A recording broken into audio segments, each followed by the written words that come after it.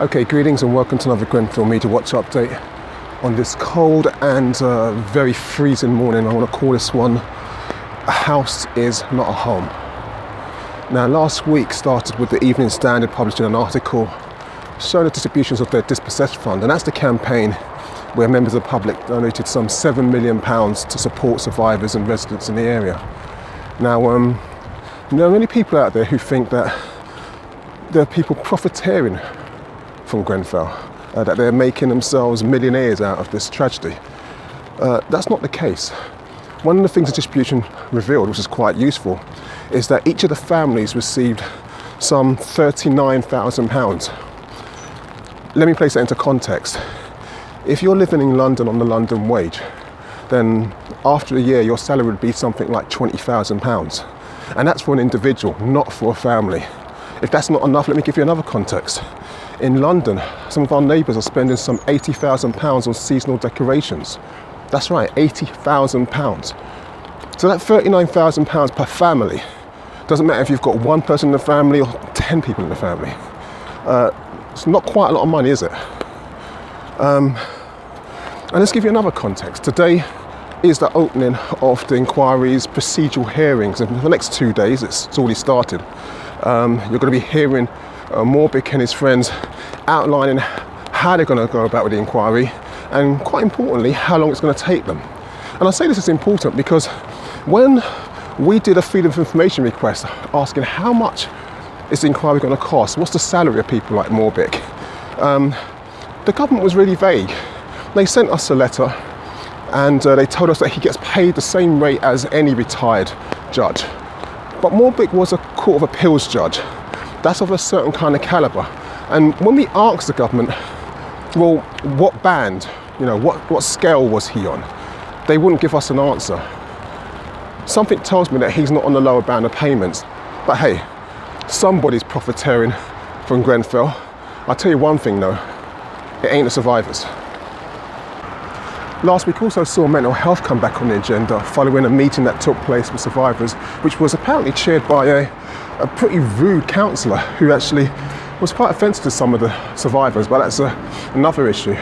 Anyway, the topic of mental health, which is really dealing with well-being for those who are suffering from trauma and bereavement, didn't go down too well. And to be honest with you, this is when I wish that the media had been there to cover the story and actually give some support and expose kind of what's going on. You see, one of the things that we learnt was that there was a survivor who lived on one of the higher floors, and they received a small amount of counselling at the beginning, and they were discharged and told that they didn't need any more. And when they asked if they can access the service in the future because they didn't feel that all the issues had been dealt with, the service provider just said no. And this is the sort of invisible stuff that we're not really hearing about. I mean, I noticed that today only one paper seemed to have Grenfell on the front page. A lot of other papers were talking about Black Friday and snow and all this sort of stuff. And yet today is the launch of an inquiry. But I digress. Mental health, another issue that seems to be buried, is that of the children. Young people are being left to fend by themselves. Now you've got to remember, this is the government that last year fired Natasha Devon, who was the children's czar for young people's mental health. They're just getting rid of anybody who's critical of their pulling funding and their austerity politics that is actually making the life of millions of people miserable. I have a lot of nightmares, and sometimes I cry in the middle of the night and wake up my mum. My mum just calms me down and she just says, "Don't worry, at least we're safe." Do you feel safe now? I don't feel safe when I'm by myself or like in a closed room and no escape next to me, and I just feel like I can't breathe. I think what we have to acknowledge is that many people are going to need to access mental health services for the entirety of their life. What they saw on the 14th of June, and let's be clear, not all the children who witnessed that massacre lived in the area or lived in the borough, but nonetheless they're still exposed to the trauma. They still had to deal with bereavement of their school friends not coming back. Some of them will cope, some of them have strong family and friend networks, and others, despite having that, won't be able to cope. Now, yesterday, the chair of the Equalities and Human Rights Commission, David Isaacs, actually made an announcement that they're going to be launching their own investigation into Grenfell, and this is actually a fantastic development. The Watchdog's independent review will look at possible failures by the local council and central government to provide safe housing conditions. There might well have been discrimination and some unlawful acts. We can't say yet whether that's the case. We respect the inquiry. We wanted to be part of it, but because we're concerned that the inquiry may not focus on human rights and equalities issues, that this is really important, and we will present this information once we make our recommendations to the inquiry and hope that they will listen. But whilst I am confident that the EHRC will do a better job than the inquiry on a human rights level, we have to remember it was only October when Isaacs was actually complaining in the media that he doesn't have the powers to actually enforce anything. But if you don't have any sort of statutory powers or status in terms of your inquiry, the council and the government could just say, we're not going to cooperate, couldn't they? They could. This won't be an official inquiry or investigation using the Commission's statutory powers. It will be an informal review, but nevertheless an important one which we would like people to listen to. So what this really means is that we shouldn't really be distracted by what the EHRC is doing. We should support it, definitely. But what we can't do is actually stop supporting the calls for a panel on the inquiry, because that's the only thing that would actually change the outcome. But from a media perspective, it's very interesting to watch what's happening. You see, last week when the Social Mobility Commission resigned, what happened was that you had government ministers coming out saying, who are the Social Mobility Commission? Kind of poo-pooing all over them. And then today, the Daily Mail, in another piece of gutter journalism, they've launched an attack on David Isaacs' personal character, using phrases like, I didn't think he was a political subversive and that he used to cheer Stonewall, and all these kind of like buzzwords and code words to try and undermine his authority, trying to say that the left is actually going to undermine the inquiry if we keep calling for things like human rights. And for me, human rights is a very personal issue. I might have a vested interest in being a father, but I'm living in a time where I'm seeing the enslavement of African people in Libya. It's back. Human rights is a serious issue. So what can we make of all this? Well, the EHRC, like the Grenfell MediaWatch team, was denied core participant status in the inquiry. Moore-Bick just said, nah, not having your input. And so I think Isaac was onto something when he said that only the powerful and only the wealthy are afforded justice. And unless the EHRC is actually given more powers, statutory powers, the status quo is just going to stay in place.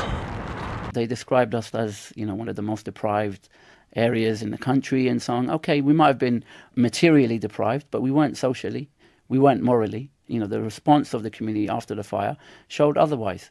People were coming down, bringing us ice cold water, bringing us chairs, bringing my father a chair, and they came to help.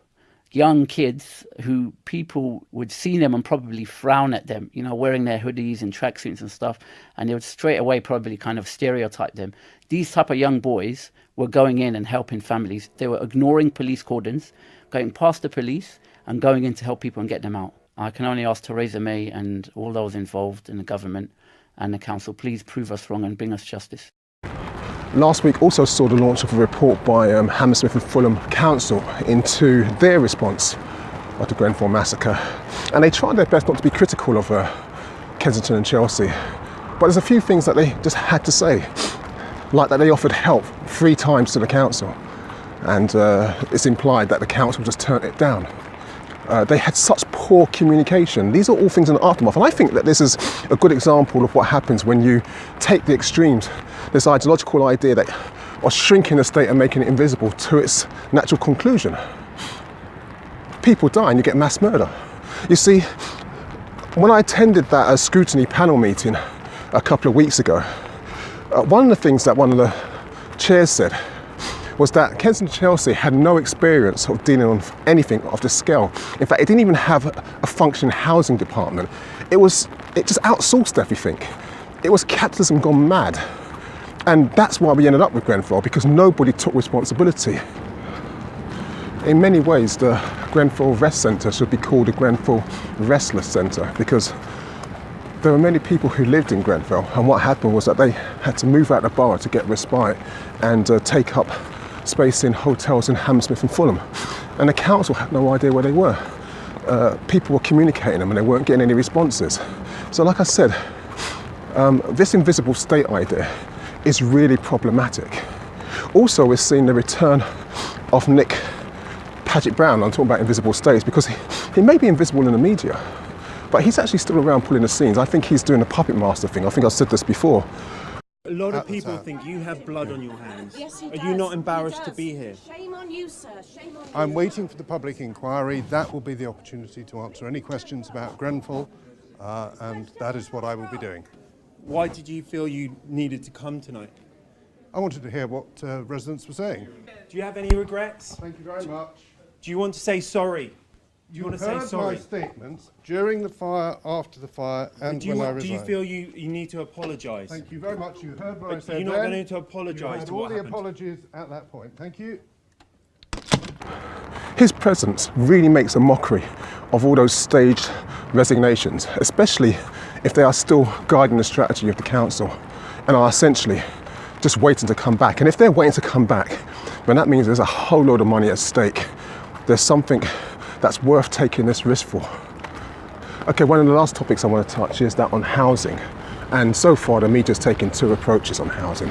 There are some who recognise that as Christmas arrives, it's actually it's terrible that some families won't be able to provide a meal for their families just simply because they don't have kitchen space, they live in a hotel.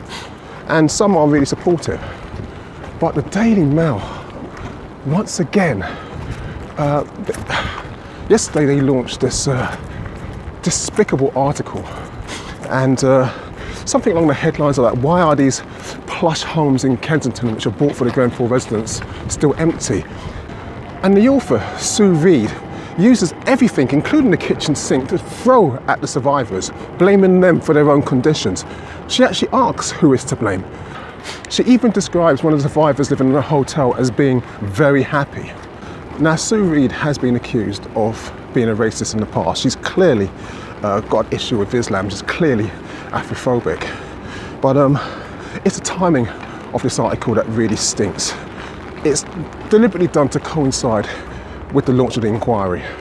And you've got to remember that Mail was one of the papers that said, don't use the grief, don't exploit the grief. The Times is another paper that's doing the same thing.